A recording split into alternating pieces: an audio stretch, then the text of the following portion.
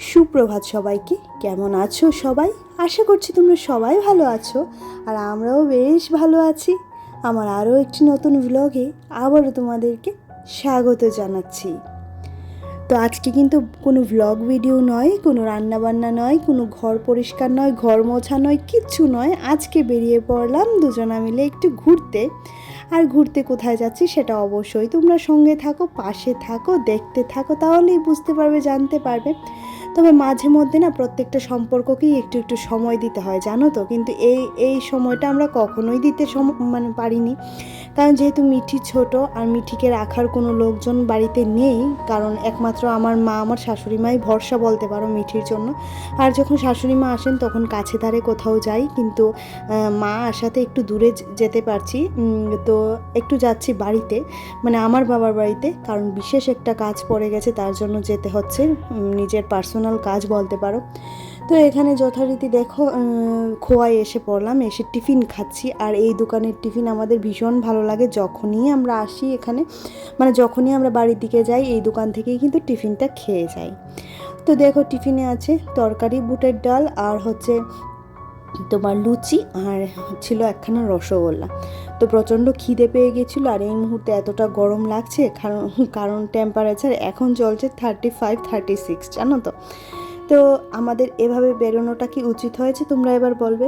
তবে না, বেশ ভালো লাগছিলো। যখন বাইক মানে স্কুটিটা চলছিল না, তখন একদম গরম লাগছিল না, বেশ হাওয়া লাগছিল।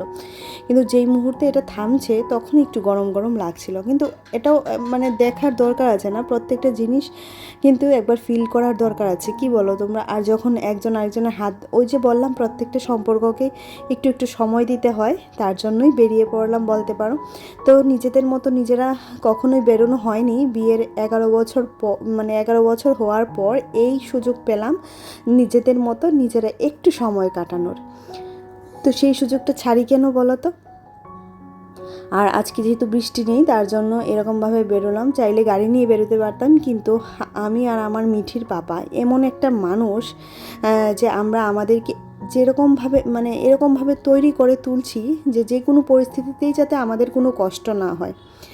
তোমরা বলতে পারো যে বাসে যেতে, সেটাও আমরা পারি, নিজের গাড়িতে সেটাও পারি, আর স্কুটি করে তো আজকে দেখেই নিলাম, সেটাও পারি। অবশ্যই আরেকদিন মিঠিকে নিয়ে ট্রাই করবো অবশ্যই, কারণ মিঠিকেও পরিবেশে সমস্ত পরিস্থিতির সাথে চলতে শেখানো দরকার। আর এই দেখো বাড়িতে এসে পড়েছি, আর এটা ছিল আমার স্কুল। এখান থেকে আমি পাস আউট। তো তার জন্য এটা একটু তোমাদেরকে দেখিয়ে নিলাম। অনেক স্মৃতি জড়ানো এই শহর, আমার জন্মভূমি বলতে পারো। তো অনেক স্মৃতি জড়ানো এই শহর, আর অনেক স্মৃতি জড়ানো এই গলি। তো সেটাই সবসময় যখন আসি না, সেটা মনে পড়ে যায়। আর এখন তো আর এসে থাকা হয় না, আগে থাকা হতো, অনেক অনেক দিন করে থাকা হতো, কিন্তু এখন আর সেই সুযোগটা পাই না। মেয়ের পড়াশোনার কারণেই বলতে পারো, বা নিজেদের ব্যস্ততার কারণেই বলতে পারো। আর এই যে এটা হচ্ছে আমাদের বাড়ি, কিন্তু এখন আমি এই বাড়িতে ঢুকবো না, যাবো মামার বাড়িতে। তো মামার বাড়ি থেকে এসে তারপরে এই বাড়িতে ঢুকবো। আর না, আজকে না ও বলছিল যে খুব ভালো লাগছে, আর আমারও কিন্তু ভীষণ ভালো লাগছিল। হঠাৎ করে একদিন নিজেরা মানুষের সাথে দেখা হয়ে যাওয়া, সেটা কিন্তু বিশাল ব্যাপার, তাই না? যদিও বা আমরা আগে কোনো প্ল্যান করিনি, হঠাৎ গতকালকে রাত্রেবেলা প্ল্যান হয়েছে আর বেরিয়ে পড়েছি। তো মামার বাড়িতে চলে এসেছি। এই যে আমার মামার বাড়ির মন্দির, খুব সুন্দর না? আমার এখানে আসলে না প্রাণ জুড়িয়ে যায়। আর মন্দিরের পেছনে তো এতটা ভালো হাওয়া দেয়, কি বলবো।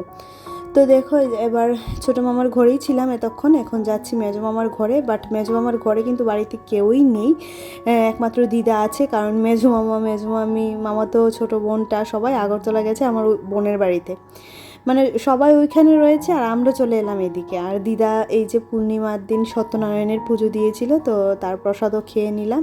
এবার বাড়ি চলে এলাম। বাড়ি গিয়ে দেখছি কি অবস্থা ঘর দোরের।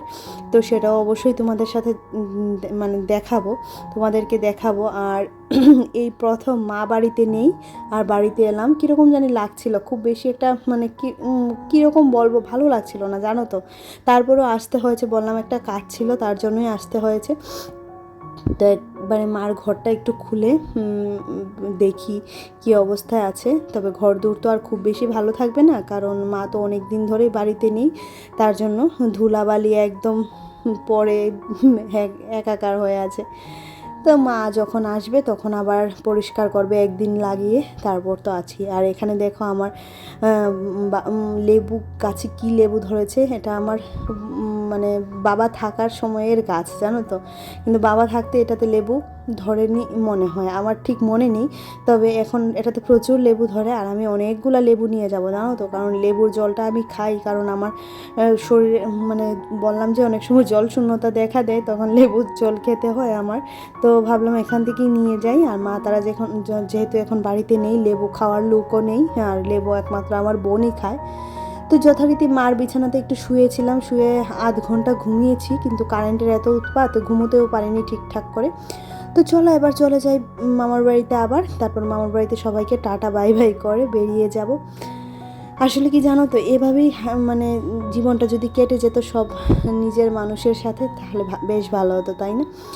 আমি ভগবানের কাছে সব সময় প্রার্থনা করি জীবনটা যেন ঠিক এভাবেই কেটে যায় নিজেদের সাথে। আর বললাম না, আমরা নিজেদেরকে ঠিক এমনভাবে তৈরি করছি যে কোনো পরিস্থিতিতে যাতে আমরা চলতে পারি, কারণ ভবিষ্যৎটা সামনে আমাদের অনেকটাই অন্ধকার, সেটা তোমরা আস্তে আস্তে অবশ্যই দেখতে পারবে, অবশ্যই জানতে পারবে। যখন জানানোর সময় আসবে তোমাদেরকে তো অবশ্যই জানাবো। প্লিজ এখন এইটুকু বলছি যে প্লিজ আমাদের পাশে থাকো। আমাদের ভিডিও যদি ভালো লাগে একটু লাইক করে দিও, অবশ্যই কমেন্ট করে জানিও কী কী ভালো লেগেছে, আর কী কী ভালো লাগেনি সেটাও জানিও, আমি কারেকশন করার চেষ্টা করব। আর যদি ভালো লাগে সেটা তো অবশ্যই জানিও বললাম, আর যদি খুব ভালো লাগে তাহলে একটা লাইক দিয়ে দেবে অবশ্যই, কারণ তোমাদের এক একটা লাইকে আমি অনেকটাই মোটিভেট হই। আর এই যে গোপুসোনা বসে আছে, গোপুসোনার ড্রেসটা না আমার মামা নিজের হাতে তৈরি করেছে জানো তো, খুব সুন্দর হয়েছে না, ভীষণ ভালো লাগছে আমার ড্রেসটা। তো যা বলছিলাম, আর আমার ভিডিওর এইটুকু অংশ যদি তোমাদের মন ছুঁয়ে যায় তাহলে আমার চ্যানেলটা সাবস্ক্রাইব করে রাখতে পারো, পাশে থাকা বেল আইকনটাও ক্লিক করে রাখতে পারো, যাতে করে আমি যখনই ভিডিও আপলোড করব নোটিফিকেশানটা তোমরা পেয়ে যাও। আর এখন ফেরার পালা, দেখো ঘড়িতে বাজে 3:22, আর কটার সময় বাড়ি গিয়ে পৌঁছবো সেটাও তো অবশ্যই জানাবো। তবে আমরা রাস্তাতে ভাত খাবো, কারণ আজকে সবাই যা জোর করছিল খাওয়ার জন্য, তো বললাম একটা দিন অন্তত আমাদেরকে আমাদের মতো বাঁচতে দাও। তো দিদা তো ভীষণ রাগ হয়েছে, ছোটো মামা খুব রাগ হয়েছে, বলছে না আমি এখন গিয়ে চিকেন কিনে আনবো, তোর মামি রান্না করবে খেয়ে যাবে। আসলে কি জানো তো, মামার বাড়িতে না আমার মিঠির পাপার আদরটাই একটু অন্যরকম জানো তো। তারা মানে মামার বাড়িতে আমার বাবা নেই তো কি হয়েছে, আমি কখনোই সেটা বুঝি না যে আমার বাবা নেই, কারণ দু মামা আছে, দুই মামাই আমার জন্য যথেষ্ট আদর করে আমাকে। আর আরেক মামা তো এখন আর বেঁচে নেই, বড় মামা তো মারা গেছেন, ওই মামাও খুব ভালোবাসতো জানো তো। আমি না এই দিক থেকে খুব লক্ষ্মী, আমি মামার বাড়িতে মানে খুব ভাগ্যবতী বলতে পারো, কারণ মামার বাড়িতে আমি অনেকটাই আদর পেয়েছি, অনেক বেশি, এখনও পাচ্ছি, বড় মেয়ের মতোই থাকছি এই অবস্থা। তো সবাই খুব রাগ করেছে, হ্যাঁ রান্না ভাত খেয়ে গেলি না, তো বললাম না আজকে আমরা আমাদের মতোই একটা দিন কাটাবো। তো এখানে ভাত ডাল ভাজা মাংস সব দিয়ে খাওয়ার পর এবার বেরিয়ে যাব। তো বেরিয়ে যাওয়ার পালা। আর দেখো এখানে বেরিয়েও পড়লাম অবশ্যই, আর সূর্য ডোবার পালা চলে এসেছে না, তো তার জন্য দেখো সূর্যটা ডুববে করছে। আর আমরাও এখন আর কোথাও দাঁড়াবো না, সোজা চলে যাব বাড়িতে, কারণ মিঠিমা অপেক্ষা করছে। তাকে বলে আসিনি যে হ্যাঁ আমরা যাচ্ছি কমলপুর, না হলে সে খুব কষ্ট পেত। অবশ্যই সে বুঝেনি যে তা না, কিন্তু তারপরও নিজের মুখে তো আর বলা হয়নি। তো আমাদের ভিডিওটা আজকে তোমাদের কেমন লাগলো অবশ্যই জানিও। নিজেদের মতো নিজেরা একটা দিন কাটালাম, আর বললামই তো এই প্রিয় মানুষগুলোর সাথে জীবনটা যাতে হাসিতে খুশিতে কাটিয়ে দিতে পারি, সেই আশীর্বাদটুকু আমাদের জন্য রেখো। আর যদি ভিডিওটা ভালো লাগে তাহলে অবশ্যই একটা লাইক ছেড়ে যেও, কারণ তোমাদের এক একটা লাইকে আমি কিন্তু অনেকটাই মোটিভেট হই, আর অনেকটা মানে নতুন ভিডিও বানানোর উৎসাহটা আমার অনেকটাই বাড়ে। আর এখানে দেখো রাস্তায় যেতে যেতে এই হচ্ছে শিব মন্দির। তো এই শিব মন্দিরে আর ঘড়িতে দেখতে পাচ্ছ 4:45 বাজে, একদম ঘড়িটাও তোমাদেরকে দেখিয়ে দিলাম।